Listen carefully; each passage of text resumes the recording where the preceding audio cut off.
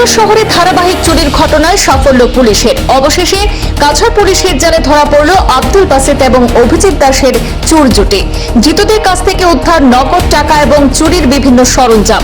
তদন্তকারীদের দাবি, শহরের একাধিক চুরির ঘটনার সঙ্গে তাদের যোগসূত্র রয়েছে। জানা গেছে, শিলচর শহরের মেহেরপুর এলাকায় অভিযান চালিয়ে দুজনকে আটক করা হয়। পুলিশি তল্লাশিতে তাদের কাছ থেকে উদ্ধার করা হয়েছে নগদ 20,000 টাকা। পাশাপাশি চুরির কাজে ব্যবহৃত বলে সন্দেহ করা 4টি প্লাস, একটি শেকল, কয়েকটি রেঞ্জ, স্ক্রুড্রাইভার এবং 2টি ভেজালিও উদ্ধার করা হয়েছে। পুলিশ সূত্রে জানা গেছে যে সম্প্রতি মেহেরপুরের একটি শিব মন্দিরে চুরির ঘটনার তদন্তে নেমে আব্দুল বাসেত এবং অভিজিৎ দাসের সঙ্গে ঘটনার যোগসূত্রের প্রমাণ পাওয়া যায়। এরপরেই তাদের গ্রেফতার করা হয়। পুলিশের দাবি, আব্দুল এবং অভিজিৎ একটি বড়সড় চুর চক্রের মাস্টারমাইন্ড।